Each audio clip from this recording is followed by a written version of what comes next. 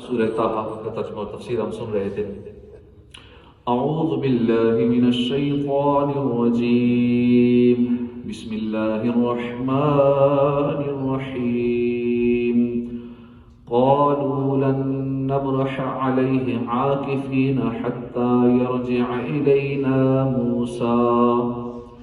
قال یا ہارون ما منعك اذ رأیتهم ضلوا الا تتبعني افعصیت امری۔ اللہ کے نام سے شروع، جو نہایت مہربان رحمت والا۔ ترجمہ کنز العرفان۔ بولے ہم تو اس پر جم کر بیٹھے رہیں گے جب تک ہمارے پاس موسیٰ لوٹ کر نہ آ جائے۔ موسیٰ نے فرمایا اے ہارون، جب تم نے انہیں گمراہ ہوتے دیکھا تھا تو تمہیں کس چیز نے میرے پیچھے آنے سے منع کیا تھا؟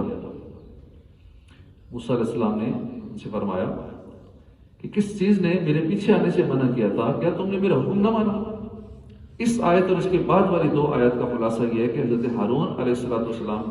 کی نصیحت کے جواب میں لوگوں نے کہا ہم تو اس وقت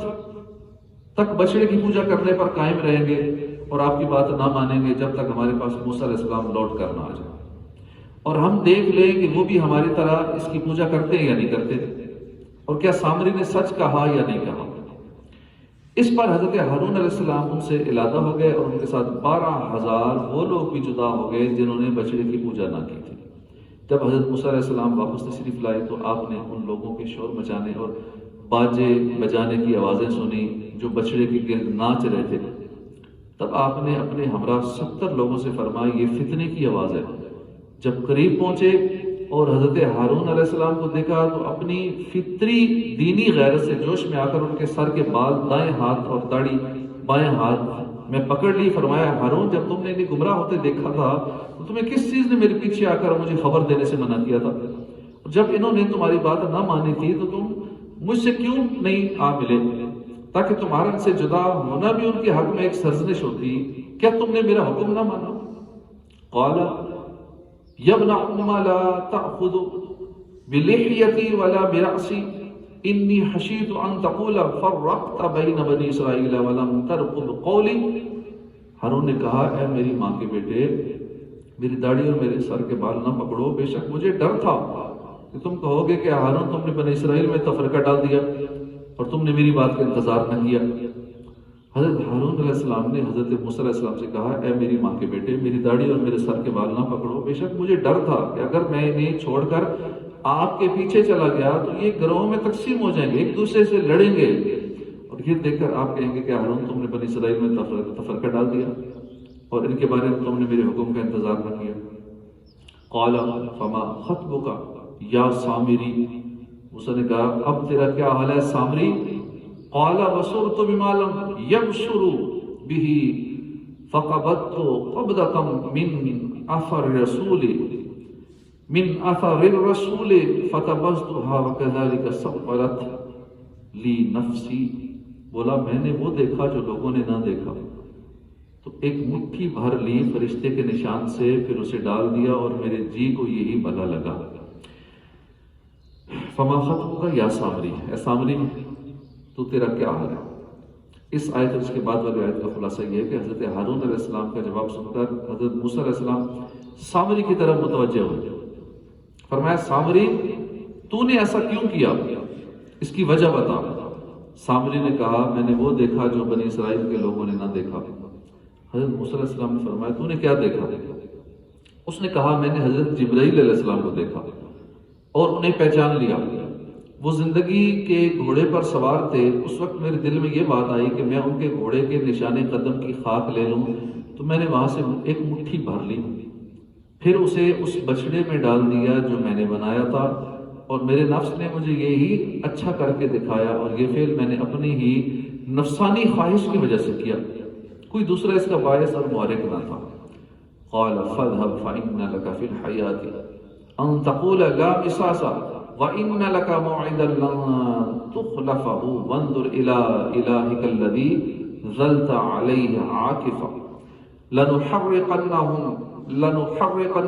ثُمَّ لَنَنسِفَنَّهُ فِي الْيَمِّ نَسْفًا إِنَّمَا إِلَٰهُكُمُ اللَّهُ الَّذِي لَا إِلَٰهَ إِلَّا هُوَ واسع کل شیء علما، کہا موسیٰ نے فرمایا تو چلا جا، بس بے شک زندگی میں تیرے لیے یہ سزا ہے کہ تو کہے گا نہ چھونا، اور بے شک تیرے لیے ایک وعدے کا وقت ہے جس کی تجھ سے خلاف ورزی نہ کی جائے گی، اور اپنے اس معبود کو دیکھ جس کے سامنے تو سارا دن ڈٹ کر بیٹھا رہا، قسم ہے ہم ضرور اسے جلائیں گے، پھر ریزہ ریزہ کر کے دریا میں بہائیں گے، تمہارا معبود تو وہی اللہ ہے جس کے سوا کوئی معبود نہیں، اس کا علم ہر چیز کو محیط ہے۔ موسیٰ علیہ السلام نے فرمایا تو چلا جا۔ سامری کی بات سن کر موسیٰ علیہ السلام نے اس سے فرمایا تو یہاں سے چلتا مت، دور ہو جا، بس بے شک زندگی میں تیرے لیے یہ سزا ہے کہ جب تجھ سے کوئی ایسا شخص ملنا چاہے جو تیرے حال سے واقف نہ ہو تو اس سے کہے گا کوئی مجھے نہ چھوئے اور نہ میں کسی سے چھوں۔ چنانچہ لوگوں کو مکمل طور پر اس سے ملنا منع کر دیا گیا، اور ہر ایک پر اس کے ساتھ ملاقات، بات چیت، خرید و فروخت حرام کر دی گئی، اور اگر اتفاقاً کوئی اس سے چھو جاتا تو وہ اور چھونے والا دونوں شدید بیماری میں مبتلا ہو جاتے، شدید بخار میں مبتلا ہوتے۔ وہ جنگل میں یہی شور مچاتا پھرتا تھا کوئی مجھے نہ چھوئے، اور وہ وحشیوں اور درندوں میں زندگی کے دن انتہائی تلخی اور وحشت میں گزارتا تھا کہ جیسی وہ کسی سے چھوتا تھا یا کوئی غلطی سے اسے ٹچ ہو جاتا تھا، اب ٹچ ہونے والا بھی بخار میں مبتلا ہو جاتا تھا اور خود اسے بھی بخار ہو جاتا تھا۔ اب اس لیے وہ منع کرتا میرے قریب نہ آنا، کیونکہ ایک تو اگلے نے بیمار ہونا ہے، ایک خود اس نے ہو جانا ہے، دونوں کو تکلیف، یہ کہتا مجھے نہ چھونا، مجھے نہ چھونا، یہی اس کی سزا تھی۔ موسیٰ علیہ السلام نے مزید فرمایا وَإِنَّ لَكَ مَوْعِدًا، کہ اے سامری تیرے شرک اور فساد انگیزی پر دنیا کے اس عذاب کے بعد تیرے لیے آخرت میں بھی عذاب کا وعدہ ہے جس کی تجھ سے خلاف ورزی نہ کی جائے گی، اور اپنے اس معبود کو دیکھ جس کے سامنے تو سارا دن ڈٹ کر بیٹھا رہا اور اس کی عبادت پر قائم رہا، قسم ہے ہم ضرور اسے آگ سے جلائیں گے، پھر ریزہ ریزہ کر کے دریا میں بہا دیں گے۔ چنانچہ موسیٰ علیہ السلام نے اس بچڑے کے ساتھ ایسا ہی کیا۔ انما الہکم اللہ، تمہارا معبود تو وہی اللہ ہے، یعنی تمہاری عبادت اور تعظیم کا مستحق صرف وہی اللہ ہے جس کے سوا کوئی معبود نہیں، اور اس کا علم ہر چیز کا احاطہ کیے ہوئے۔ کذالک نقص علیک من انباء ما قد سبق وقد آتیناک من لدنا ذکرا، اے حبیب ہم تمہارے سامنے اسی طرح پہلے گزری ہوئی خبریں بیان کرتے ہیں، اور بے شک ہم نے تمہیں اپنے پاس سے ایک ذکر عطا فرمایا۔ اس سے پہلی آیات میں فرعون اور سامری کے ساتھ ہونے والا موسیٰ علیہ السلام کا واقعہ بیان کیا گیا، اور اب یہاں سے فرمایا گیا کہ اے حبیب صلی اللہ علیہ وسلم جس طرح ہم نے آپ کے سامنے یہ واقعات بیان کیے، اسی طرح ہم آپ کے سامنے سابقہ امتوں کی خبریں اور ان کے احوال بیان کرتے ہیں تاکہ آپ کی شان، آپ کی نشانیوں اور معجزات میں اضافہ ہو اور لوگ ان میں زیادہ غور و فکر کر سکیں۔ اور بے شک ہم نے آپ کو اپنے پاس سے قرآن کریم عطا فرمایا کہ یہ ذکر عظیم ہے، اور جو اس کی طرف متوجہ ہو اس کے لیے اس کتاب کریم میں نجات ہے، برکتیں ہیں، اور اس مقدس کتاب میں سابقہ امتوں کے ایسے حالات کا ذکر بیان ہے کہ جو فکر کرنے اور عبرت حاصل کرنے کے لائق ہے۔ من اعرض عنہ فإنه يحمل يوم القیامة وزرا خالدین فیہ وساء لهم یوم القیامة حملا، جو اس سے منہ پھیرے گا تو بے شک وہ قیامت کے دن ایک بڑا بوجھ اٹھائے گا، وہ ہمیشہ اس میں رہیں گے، اور وہ قیامت کے دن ان کے لیے بہت برا بوجھ ہوگا۔ ارشاد فرمایا کہ جو اس قرآن سے منہ پھیرے اور اس پر ایمان نہ لائے اور اس کی ہدایتوں سے فائدہ نہ اٹھائے تو وہ قیامت کے دن گناہوں کا ایک بڑا بوجھ اٹھائے گا۔ خالدین فی، وہ ہمیشہ اس میں رہیں گے، یعنی وہ ہمیشہ اس گناہ کے عذاب میں رہیں گے، اور وہ قیامت کے دن ان کے لیے بہت برا بوجھ ہوگا۔ یہاں یہ بات یاد رہے، ہمیشہ عذاب میں وہ شخص رہے گا جس کا خاتمہ کفر کی حالت میں ہوگا، جس کا خاتمہ ایمان پر ہوگا، اگرچہ وہ کتنا ہی بڑا گناہ گار ہے، وہ ہمیشہ عذاب میں نہیں رہے گا۔ ایک نہ ایک دن عذاب بھگتنے کے بعد، سزا کاٹنے کے بعد وہ جنت میں ضرور جائے گا۔ اس لیے ایمان پر خاتمے کی دعا کرنی چاہیے۔ اللہ پاک ہم سب کا ایمان سلامت رکھے۔ یوم ینفخ فی الصور ونحشر المجرمین یومئذ زرقا یتخافتون بینہم ان لبثتم الا عشرا، جس دن سور میں پھونکا جائے گا اور ہم اس دن مجرموں کو اس حال میں اٹھائیں گے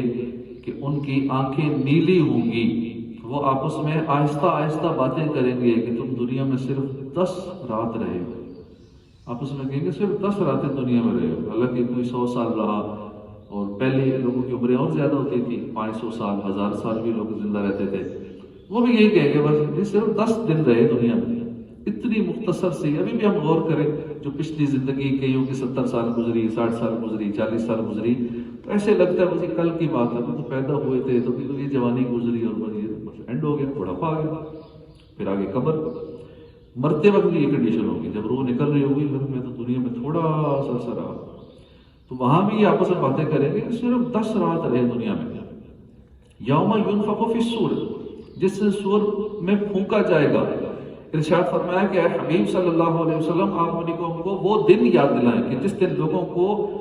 محشر میں حاضر کرنے کے لیے دوسری بار سور میں پھونکا جائے گا، اور ہم اس دن کافروں کو اس حال میں اٹھائیں گے کہ ان کی آنکھیں نیلی ہوں گی، منہ کالے ہوں گے،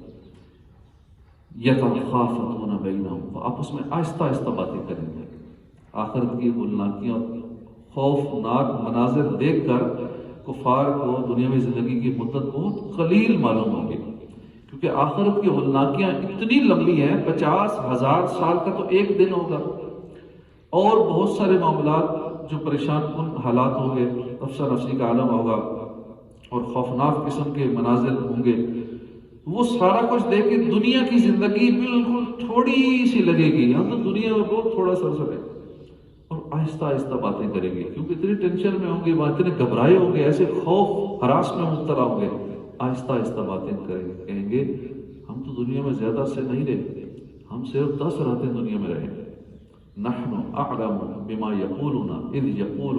امثلهم طریقۃ ان لبثتم الا یوما، ہم خوب جانتے ہیں جو وہ کہیں گے جب ان میں سب سے بہتر رائے والا کہے گا کہ تم صرف ایک ہی دن رہے تھے۔ ارشاد فرمایا کہ کفار دنیا میں ٹھہرنے کی مدت کے بارے میں آپس میں جو آہستہ آہستہ باتیں کریں گے اسے ہم خوب جانتے ہیں۔ کچھ لوگ تو 10 راتیں رہنے کا کہیں گے کہ ہم دنیا میں صرف 10 راتیں رہے، جبکہ ان میں سے سب سے بہتر رائے والا یعنی قیامت کی ہولناکیاں دیکھ کر کہے گا کہ تم تو صرف ایک ہی دن دنیا میں رہے تھے۔ بعض مفسرین کے نزدیک کفار کو دنیا میں ٹھہرنے کی مدت بہت کم معلوم ہوگی، جیسا کہ اوپر ذکر ہوا، جبکہ مفسرین نے کہا کہ وہ اس دن کی سختیاں دیکھ کر اپنے دنیا میں رہنے کی مقدار ہی بھول جائیں گے، کہ یہ تو کہیں گے نا ایک دن رہے، کہیں گے ہم رہے کوئی نہیں دنیا میں، نہ ہونے کے برابر رہے، اتنا ہی عرصہ میں تھوڑا لگے گا۔ یہاں کی بات یاد رہے کہ وقت ایک نفیس نقدی ہے، ایک لطیف جوہر ہے، اسے کسی حقیر اور فانی چیز کو پانے کے لیے خرچ نہ کیا جائے، یعنی سب سے قیمتی چیز وقت ہے، باقی دولت مل جاتی ہے، سب کچھ مل جاتا ہے، باقی سارا مل جاتا ہے، لیکن ٹائم جو سیکنڈ گزر گیا وہ کبھی لوٹ کر نہیں آتا۔ اس لیے جو دنیا دار لوگ زیادہ کما رہے ہوتے ہیں وہ اپنے سیکنڈز کو، منٹوں کو کیلکولیٹ کرتے ہیں کہ میں اگر اتنے منٹ ادھر لگا دوں گا تو اتنے میں مجھے اتنے کروڑ کا نقصان ہو جائے گا، اتنے لاکھوں کا نقصان ہو جائے گا۔ کسی نے بل گیٹس سے پوچھا تھا کہ اگر آپ کو $50 لاکھ گر جائے نیچے تو کیا اسے اٹھائیں گے؟ اور اس نے کہا دیکھو کہ ٹائم کتنا لگتا ہے اس کو اٹھانے میں، $50 لاکھ کو نیچے سے اگر بکھرے پڑے ہوں گے تو پھر اتنے سیکنڈ لگیں گے اٹھانے میں، اگر کٹھے ہوں گے تو پھر یہ اس کے بعد دیکھا جائے گا۔ مجھے پتا ہے میرے ہر سیکنڈ میں اتنے کروڑ انکم آ رہی ہے، تو ٹائم اتنا قیمتی ہے، لیکن ہم اپنے ٹائم کو بہت ضائع کرتے ہیں۔ ایک ایک سیکنڈ میں جنت میں درخت لگوا سکتے ہیں، سبحان اللہ کہہ کے، الحمدللہ کہہ کے، اللہ اکبر کہہ کے اللہ کا ذکر کر سکتے ہیں۔ تو اس لیے اپنے ٹائم کو وہاں خرچ کریں جہاں آؤٹ پٹ زیادہ ملے، اور خصوصاً آخرت کے حوالے سے جہاں زیادہ فائدہ ہو، یعنی کم وقت میں ہم زیادہ نیکیاں کما سکیں، ایسی انویسٹمنٹ کریے۔ ٹائم ایک انویسٹمنٹ ہے، بالفرض کے کہتے ہیں میں نے اس پہ کچھ بھی نہیں لگایا، فلاں چیز پہ تو میں نے کچھ بھی پیسہ نہیں لگایا، پیسہ نہیں لگایا، وقت تو لگایا ہے نا، اور قیمتی چیز ہی وقت ہے۔ کسی کا وقت ہے نا، دوسرے یورپین ممالک میں اگر کسی سے 5 منٹ لینا نا، کسی وکیل سے، کسی ڈاکٹر سے یا کسی سے بھی، باقی علاج کرنا، باقی معاملات تو بعد کے ہیں بھائی، جو اس نے ٹائم دیا ہے نا ڈاکٹر صاحب نے یا وکیل صاحب نے، بس اس ٹائم کی قیمت ہے۔ 5 منٹ دیے اور فیس رکھی ہوتی، 5 منٹ کے یہ ہیں، 1 منٹ کے میرے یہ چارجز ہیں۔ اسی طرح دیگر پروفیشنل جو ہیں وہ ٹائم کی پیمنٹ لیتے ہیں کہ میں نے آپ کو اتنا ٹائم دیا ہے، لہٰذا پہلے سے طے ہوتا ہے کہ اس ٹائم کا میرے یہ چارجز ہوں گے۔ تو ٹائم بڑا قیمتی ہوتا ہے، اس کو ایسی جگہ خرچ کریں جہاں زیادہ فائدہ ہو، اور ایسی جگہ خرچ نہ کیا جائے جہاں نقصان والا معاملہ ہو، بلکہ اس سے وہ چیز حاصل کرنے کی کوشش کی جائے جو انتہائی اعلیٰ ہو، ہمیشہ رہنے والی ہو، یعنی ٹائم کو وہاں انویسٹ کریں کہ اس کے بدلے میں اعلیٰ چیز ملے، اور وہ چیز ملے جو کبھی ختم ہی نہ ہو۔ اب جو ختم ہو جانی، اس ٹائم کو لگا دیا صرف مال کمانے میں لگا دیا، وہ تو ختم ہو جانا، آنکھیں بند ہو جانی، سارا کچھ یہی رہ جانا۔ لہذا ہر عقل مند آدمی کو چاہیے کہ وہ اپنے وقت کو صرف دنیاوی زندگی کو پرسکون بنانے میں، صرف دنیا کی لذتوں میں، صرف دنیا کی رنگینیوں سے انجوائے کرنے کے لیے، لطف اندوز ہونے کے لیے، صرف دنیا کے عیش و عشرت کے حصول میں صرف کر کے ضائع نہ کرے، بلکہ اپنی آخرت بہتر سے بہتر بنانے میں اپنے اس وقت کو، اپنا کامل وقت استعمال کرے، کیونکہ دنیا کسی کا مستقل ٹھکانہ نہیں ہے۔ اب بندہ کہیں سفر میں ہو، کسی ریسٹورنٹ میں عارضی طور پہ مسافر خانے میں قیام کرے اور اپنا وقت اس مسافر خانے کو ڈیکوریٹ کرنے میں، اس کی سہولتوں کو بہتر کرنے میں لگا دے کہ میں یہاں عارضی طور پہ رہ رہا ہوں، اس لیے اپنا سارا ٹائم اس کو بے وقوفی کہیں گے، بھئی یار رہنے تھوڑی دیر ہے، یہ تو مسافر خانہ ہے، اصل منزل تو کہیں اور ہے۔ تو ہمارا بھی یہی حال ہے، ہم اس مسافر خانے کے لیے سارا ٹائم لگا رہے ہیں، اس مسافر خانے کے لیے، اس عارضی رہائش میں اپنا دن رات اسی کے لیے وقف کر رکھا ہے، سارا ٹائم ہمارا اس عارضی زندگی کے لیے ہے، آخرت کے لیے وقت ہی نہیں ہے۔ کچھ جگائے جھنجھوڑے نیکی کی دعوت دے تو پھر بھی مانتے نہیں ہیں، بات سنتے نہیں ہیں۔ تو اس لیے ہمیں ذرا تھوڑا سا عقل مندی کا مظاہرہ کرنا چاہیے، اس تھوڑے سے عیش کے لیے ہم اتنا اپنا نقصان کرتے ہیں۔ اپنی آخرت بہتر سے بہتر بنانے میں اپنا وقت استعمال کریں۔ دنیا مستقل ٹھکانہ نہیں ہے، دنیا کا عیش تھوڑا سا ہے، اس کا خطرہ بہت بڑا ہے، بہت تھوڑا عیش ہے۔ بڑے بڑے بادشاہ چلے گئے، بڑی بڑی ملکائیں چلی گئی، نوے سال حکومت کر کے چلی گئی، جانے ہی سب نے، اب تمہارے ویسے ہی تھوڑی سی ہیں، بالفرض اگر ساری زندگی بھی حکومت کرتے رہے، پہلی بات ایسی کسی کو نصیب نہیں ہوتی، 2-4 سال کے لیے ہوتی ہے، وہ بھی عارضی سی ہوتی ہے، ایک چھوٹے سے ملک کی ہوتی ہے، اور اس کے لیے ساری زندگی لگاتے ہیں، سارے گناہ کرتے ہیں اس سیٹ تک پہنچنے کے لیے، اس اسمبلی تک پہنچنے کے لیے۔ تو اس تھوڑے سے عیش کے لیے اتنا بڑا خطرہ مول لیتے ہیں، اور اللہ کی بارگاہ میں اس کی قدر انتہائی کم ہے، حتیٰ کہ اللہ کے نزدیک مچھر کے برابر بھی دنیا کی حیثیت نہیں ہے۔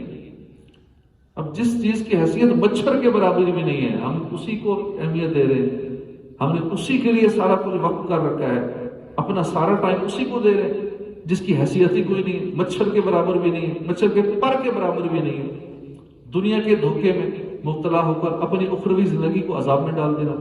یہ سمجھدار کے شایان شان نہیں ہے، کیونکہ جب آپ دنیا بنائیں گے تو آخرت میں سے کچھ نقصان کرنا پڑے گا،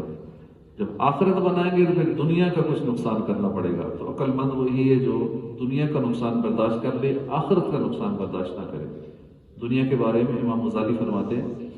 جو شخص دنیا کے دھوکے میں آتا ہے اس کا ٹھکانہ ذلت ہے، جو آدمی اس کے ذریعے تکبر کرتا ہے اس کی منزل کف افسوس ملنا ہے۔ دنیا کا کام طلب کرنے والوں سے بھاگنا اور بھاگنے والوں کو تلاش کرنا ہے۔ دنیا کا کام طلب کرنے والوں سے بھاگنا ہے، جو دنیا کو طلب کرتا ہے یہ اور دور ہوتی ہے، جو جتنا بھاگتا ہے دنیا کے پیچھے دنیا اور یہ سے اتنا دور ہوتی چلی جاتی ہے۔ دنیا کا کام طلب کرنے والوں سے بھاگنا ہے اور بھاگنے والوں کو تلاش کرنا ہے۔ جو دنیا سے بھاگتا ہے اب یہ دنیا اسے تلاش کرتی ہے، دنیا اس کے پیچھے آتی ہے، اس کے قدموں میں آتی ہے۔ جو اسے پکڑنا شروع کرتا ہے، جیسے بندہ اپنے سائے کو نہیں پکڑ سکتا، بھاگتا رہے اس کے پیچھے، بھگاتی رہے گی، اچانک موت آ جائے گی۔ تو جو دنیا کی خدمت کرتا ہے یہ اس سے چلی جاتی ہے، جو اس سے منہ پھیرتا ہے یہ اس کے پاس آتی ہے۔ دنیا صاف بھی ہے، دنیا صاف بھی ہو تو آلودگیوں کے شائبے سے خالی نہیں ہوتی، اور اگر یہ سرور بھی پہنچائے تو وہ پریشانیوں سے خالی نہیں ہوتی۔ دنیا میں اگر کسی کو مزہ آ رہا ہے، سرور آ رہا ہے، تو اس کے پیچھے بہت ساری پریشانی، کیونکہ ہر نعمت کے ساتھ زحمت ہے، ہر نعمت کے ساتھ زحمت ہے۔ اگر دولت بہت زیادہ ہے اب ساتھ زحمت بھی ہے، کمائی کتنی محنت کر کے کمائی وہ دولت، اچھا کما لی، اب ہر وقت خطرہ کتنا، کیونکہ جس کے بعد دولت ہے اس کا ہر وقت جان کا خطرہ، نہ بیچارہ سکون سے اوپنلی گھوم سکے گا، نہ کہیں اوپنلی سارے معاملات کر پائے گا، بس ہر وقت اسے سیکورٹی میں رہنا پڑے گا، جان کا خطرہ رہے گا، اغوا ہونے کا خطرہ رہے گا. تو اللہ پاک ہماری حفاظت فرمائے. تو یہ پریشانیوں سے خالی نہیں ہے. دنیا کی سلامتی اپنے پیچھے بیماریاں لاتی ہے، اس کی جوانی بڑھاپے کی طرف لے جاتی ہے. دنیا کی نعمتیں حسرت اور ندامت کے سوا کچھ نہیں دیتی. تو یہ دنیا دھوکے باز ہے، مکار ہے، اڑنے والی ہے، بھاگنے والی ہے، اور اپنے چاہنے والوں کے لیے ہمیشہ بند سنور کر رہتے ہیں. یہاں تک کہ جب وہ اس کے دوست بن جاتے ہیں تو یہ ان پر دانت نکالتی ہے، یعنی ان کی بے بسی پر ہنستی ہے یا انہیں دھمکاتی ہے. دنیا اپنے اسباب کے مقامات بکھیر دیتی ہے اور اپنے تعجب کے خزانے ان دوستوں کے لیے کھول دیتی ہے. پھر انہیں اپنے زہر سے ہلاکت کا مزہ چکھاتی ہے اور اپنے تیروں سے زخمی کرتی ہے. جب دنیا دار خوشی کی عادت میں ہوتے ہیں تو یہ اچانک ان سے منہ پھیر لیتے ہیں اور یوں لگتا ہے گویا وہ پریشان خواب تھے. پھر ان پر حملہ آور ہو کر انہیں کفن میں چھپا کر مٹی کے نیچے رکھ دیتی ہے. اگر ان میں سے کوئی ایک پوری دنیا کا مالک بھی بن جائے تو یہ اسے یوں کاٹ کے رکھ دیتی ہے گویا کہ اس کا کل وجود ہی نہ تھا. دنیا کو چاہنے والے خوشی کی تمنا کرتے ہیں اور یہ ان کو دھوکے کا وعدہ دیتی ہے. حتیٰ کہ وہ بہت زیادہ امید رکھتے ہیں، محلات بناتے ہیں، پھر ان کے محلات قبروں کی شکل اختیار کر لیتے ہیں. ان کی جماعت ہلاک ہو جاتی ہے، ان کی کوشش بکھرا ہوا غبار بن جاتی ہے، ان کی دعا تباہ و برباد ہو جاتی ہے. وَيَسْأَلُونَكَ عَنِ الْجِبَالِ فَقُلْ يَنسِفُهَا رَبِّي نَسْفًا فَيَذَرُهَا قَاعًا صَفْصَفًا لَا تَرَىٰ فِيهَا عِوَجًا وَلَا أَمْتًا. اور آپ سے پہاڑوں کے بارے میں سوال کرتے ہیں، تم فرماؤ انہیں میرا رب ریزہ ریزہ کر کے اڑا دے گا، زمین کو ہموار چٹیل میدان بنا دے گا، تو اس میں کوئی نہ ہمواری دیکھے گا نہ اونچائی دیکھے گا. اس آیت کے شان نزول کے بارے میں حضرت عبداللہ بن عباس نے فرمایا کہ قبیلہ ثقیف کے ایک آدمی نے رسول کریم صلی اللہ علیہ وسلم سے دریافت کیا کہ قیامت کے دن پہاڑ کیسے ہوں گے، پہاڑوں کا کیا حال ہوگا. اس پر یہ آیت کریمہ نازل ہوئی. اللہ تعالیٰ نے ارشاد فرمایا کہ حبیب صلی اللہ علیہ وسلم آپ سے پہاڑوں کے بارے میں یہ سوال کرتے ہیں، آپ ان سے فرما دیں کہ انہیں میرا رب ریت کے ذروں کی طرح ریزہ ریزہ کر دے گا، پھر انہیں ہواؤں کے ذریعے اڑا دے گا. پہاڑوں کے مقامات کی زمین کو بالکل ہموار پلین چٹیل میدان کر دے گا اور زمین اس طرح ہموار کر دی جائے گی کہ تو اس میں کوئی پستی کوئی اونچائی نیچائی نہیں دیکھے گا، ساری زمین برابر ہو جائے گی. یومئذ یتبعون الداعی لا عوج له وخشعت الاصوات للرحمن فلا تسمع الا همسا. اس دن پکارنے والے کے پیچھے چلیں گے لوگوں کی طرف سے، اس دائی کے لیے ادھر ادھر ہونا نہ ہوگا اور سب آوازیں رحمان کے حضور پست ہو کر رہ جائیں گی، تو تو ہلکی سی آواز کے سوا کچھ نہ سنے گا. ارشاد فرمایا کہ جس دن پہاڑ ریزہ ریزہ ہو کر اڑا دیے جائیں گے، اس دن لوگ قبروں سے نکلنے کے بعد پکارنے والے کے پیچھے چلیں گے جو انہیں قیامت کے دن موقف کی طرف بلائے گا اور ندا کرے گا، رحمان کے حضور پیش ہونے کے لیے چلو. اور یہ پکارنے والے حضرت اسرافیل ہوں گے. لوگ اس بات پر قادر نہ ہوں گے کہ وہ دائیں بائیں مڑ جائیں اور اس کے پیچھے نہ چلیں، بلکہ وہ سب تیزی سے پکارنے والے کے پیچھے چلیں گے اور اس دن سب آوازیں رحمان کے حضور ہیبت و جلال کی وجہ سے پست ہو کر رہ جائیں گے. اور حال یہ ہوگا کہ ہلکی سی آواز کے سوا کچھ نہیں سنے گا. اس کی کیفیت کے بارے میں حضرت عبداللہ بن عباس نے فرمایا وہ ہلکی سی آواز ایسی ہوگی کہ اس میں صرف لبوں کی جنبش ہوگی. قیامت کی ایسی سخت ہولناکی ہیں. اللہ پاک